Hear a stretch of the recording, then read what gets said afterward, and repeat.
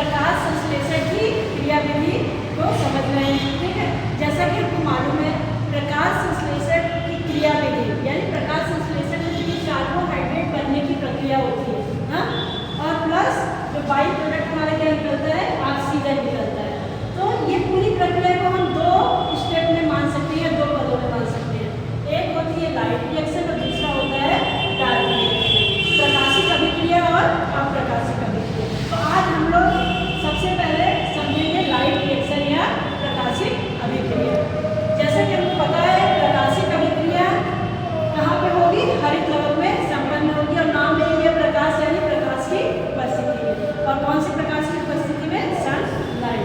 ठीक है, जैसा कि हम लोग कोशिका में हरित लवक का स्ट्रक्चर पढ़े भी हैं, एक बार रिमाइंड कर देते हैं कि इसमें दो पार्ट होते हैं, ग्रेना और स्ट्रोमा होता है। तो जो लाइट रिएक्शन होता है वो कहाँ पे होगा, ग्रेना में होगा, क्योंकि ग्रेना की झिल्लियों में क्या उपस्थित होता है, क्लोरोफिल और कैरोटीनॉइड्स होते हैं जो क्या कहलाते हैं, प्रकाश संश्लेषी वर्णक होते हैं, जो प्रकाशिक अभिक्रिया में प्रकाश के जो विभिन्न तरंगदैर्घ्य हैं उनको अवशोषित करने का ये काम करते हैं।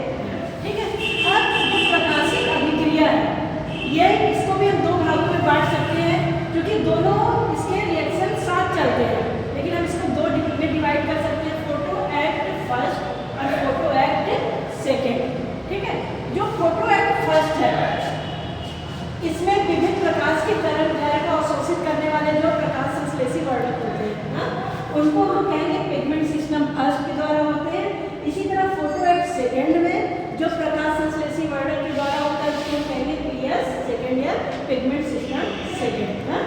तो अब फोटो या लाइट रिएक्शन की विशेषता क्या होती है, मेन इसमें होता है कि किसी भी काम को करने के लिए हमको एनर्जी की आवश्यकता होती है, तो उस एनर्जी का निर्माण सबसे पहले लाइट रिएक्शन में होता है। किस फॉर्म में होता है, एटीपी और एटीपीएस के फॉर्म में। और जो हम यहाँ लिखते हैं रिएक्शन लिखते हैं कि ऑक्सीजन निकल रही है, तो ये ऑक्सीजन भी कहाँ पे निकलती है, इसी लाइट रिएक्शन में निकलती है। ठीक है, तो सबसे पहले हम स्टार्ट करेंगे फोटो एक्ट सेकेंड। जैसा कि हमें पता है जो फोटो एक्ट सेकेंड है उसमें प्रतिक्रिया केंद्रीय पी ये क्या होता है, 680 होता है। और जो एंटीना अणु होते हैं, ये जो सहायक ये है क्या है, एंटीना अणु, ये एंटीना क्लोरोफिल, ये प्रकाश के विभिन्न तरंगदैर्घ्य को अवशोषित करेंगे। ठीक है, जैसे फॉर एग्जाम्पल 650, 660, 670, 678 ये प्रकाश की किरणों को अवशोषित करके किसको देंगे, रिएक्शन सेंटर P680 को देंगे। अब यहाँ तक मैकेनिज्म आरेख द्वारा प्रस्तुत किए हैं पीएस सेकेंड की। अब 680 प्रकाश को अवशोषित करके क्या हो जाएगा, उत्तेजित अवस्था में आ जाएगा। जब उत्तेजित अवस्था में आ जाएगा तो क्या होगा, इलेक्ट्रॉन्स निकलेंगे। अब इलेक्ट्रॉन्स निकलेंगे तो हरित लवक में कुछ पदार्थ पहले से मौजूद रहते हैं। इस इलेक्ट्रॉन को कौन अवशोषित करेगा, जो पहला पदार्थ अवशोषित करता है उसको कहते हैं थियोफाइटिन। क्या कहते हैं, थियोफाइटिन कहते हैं। अब थियोफाइटिन इलेक्ट्रॉन को लेकर अपचयित हो जाएगा। ठीक है, और क्लोरोफिल का जो ये अणु है रिएक्शन सेंटर ये क्या हो जाएगा, ऑक्सीकृत हो जाएगा। अब ये अपचयित अणु, ठीक है, ये अब इलेक्ट्रॉन को फिर एक दूसरे पदार्थ को देगा, प्लास्टोक्विनान की एक सीरीज होती है, ए को देगा, फिर किसको देगा, बी को देगा। फिर इसके बाद एक कॉम्प्लेक्स आता है साइटोक्रोम B6F कॉम्प्लेक्स। तो इलेक्ट्रॉन प्लास्टोक्विनान के द्वारा भी साइटोक्रोम B6F के द्वारा ग्रहण कर लिया जाता है, जिससे ये क्या आ जाएगा, ऑक्सीकृत अवस्था में आ जाएगा। और प्लास्टोक्विनान क्या, अरे ये ऑक्सीकृत अवस्था में आ जाएगा और प्लास्टोक्विनान किस में आ जाएगा, ऑक्सीकृत अवस्था में। जो इलेक्ट्रॉन त्यागेगा ऑक्सीकृत अवस्था में और जो इलेक्ट्रॉन ग्रहण करेगा अपचयित अवस्था में। अब यहाँ पे एक महत्वपूर्ण घटना और होती है, क्या होती है, साइटोक्रोम B6 कॉम्प्लेक्स समूह में यहाँ पे एटीपी का निर्माण होता है। ठीक है, यहाँ पे एटीपी का निर्माण होगा।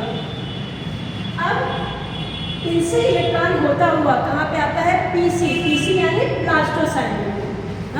और ये एक प्लास्टोसाइनिन क्या करता है, प्लग का काम करता है। किसका काम करेगा, प्लग का। किसको जोड़ता है, फोटो एक्ट फर्स्ट को जोड़ता है। ये फोटो एक्ट फर्स्ट का जो P7 है रिएक्शन सेंटर है, प्रतिक्रिया केंद्र है। ये ऑक्सीकृत अवस्था में रहता है। तो इलेक्ट्रॉन किससे ग्रहण कर लेगा? प्लास्टोसाइनिन से ग्रहण कर लेता है।